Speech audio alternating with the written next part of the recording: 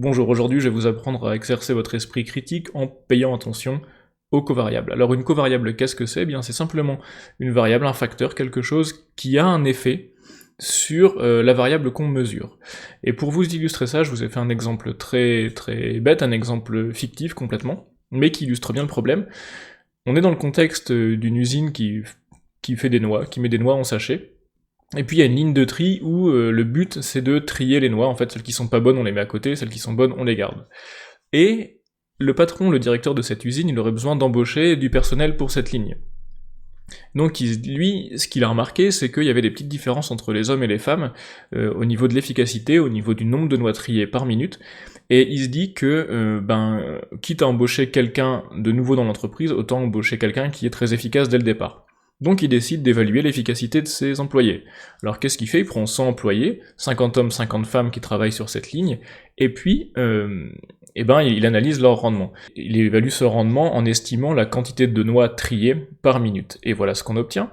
On voit très bien sur ce graphique que les hommes sont capables de trier en moyenne un petit peu plus de noix par minute. Et donc, en voyant ce graphique, les hommes sont en bleu-vert ici, eh bien on se dit que, quitte à embaucher quelqu'un de nouveau, autant embaucher un homme, comme ça la personne serait déjà efficace. Oui, mais est-ce que le sexe c'est vraiment le seul facteur qui influe sur l'efficacité au travail? Bien sûr que non. Il y a bien sûr d'autres facteurs, et un des facteurs qui vient tout de suite à l'esprit, c'est le nombre d'années d'expérience. Et si on fait le graphe de l'efficacité, c'est-à-dire de nombre de noix triées par minute en fonction de l'expérience, eh bien on se rend bien compte qu'il y a une relation qui est linéaire. Et donc là on se dit, mais est-ce que dans mes deux groupes d'hommes et de femmes, le nombre d'années d'expérience, il est le même? Et donc là on vérifie, et on fait un boxplot où on regarde le nombre d'années d'expérience en fonction du groupe, donc homme ou femme. Et voilà ce qu'on a. Et on voit bien là, effectivement, que on a un nombre d'années d'expérience qui est bien supérieur chez les hommes, puisque les femmes ont en moyenne 5 ans d'expérience, alors que les hommes, dans le groupe des hommes, l'expérience moyenne est d'environ 17 ans. Donc forcément, ils partent pas avec les mêmes billes. Et donc là, ce qu'on doit faire à ce moment-là, c'est s'interroger et se dire mais il faut que j'arrive à séparer les deux effets. Donc j'ai ma variable d'intérêt qui est le sexe, mais j'ai une covariable ici qui est le nombre d'années d'expérience.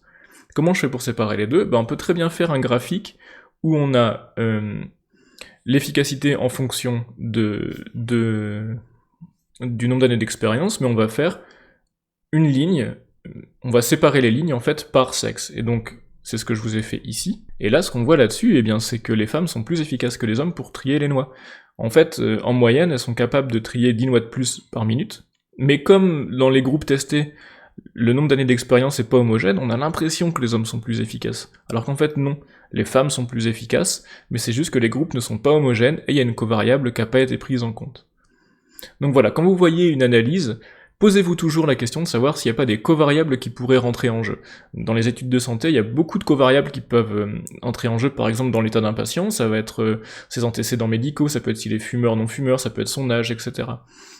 Pour des expériences en agriculture, si on teste un engrais, par exemple, on peut avoir le type de sol qui est une covariable, on peut avoir l'exposition au soleil qui est une covariable, on peut avoir les précipitations qui sont une covariable. Donc il faut toujours se poser la question, quand on regarde une expérience ou quand on regarde des graphiques, de savoir s'il n'y a pas des covariables qui peuvent fausser notre jugement, altérer notre jugement, et elles altèrent notre jugement uniquement quand on ne les a pas prises en compte. Quand on a pris en compte ces covariables, elles deviennent partie intégrante de l'expérience, on arrive à savoir quelle part de variabilité est due à ces covariables, et donc on peut vraiment avoir une estimation claire, une vision claire du phénomène qu'on observe. Ici, dans le cas de notre directeur d'entreprise, s'il fait pas attention aux covariables, il va embaucher un homme qui sont en moyenne un peu moins efficaces, et donc ça va aller complètement à l'envers de ce qu'il attendait, puisque lui, il voulait embaucher quelqu'un qui était plus efficace en moyenne. Là, il embauche un homme, les hommes sont moins efficaces. Alors que s'il avait fait attention à la covariable, dans ce cas-ci, le nombre d'années d'expérience, il serait rendu compte qu'embaucher une femme, c'était bien plus avantageux, parce que les femmes sont plus efficaces en moyenne, dans notre exemple fictif, etc. Donc voilà, c'était tout pour aujourd'hui, c'était une courte vidéo, mais méfiez-vous des covariables. Voilà, à la prochaine.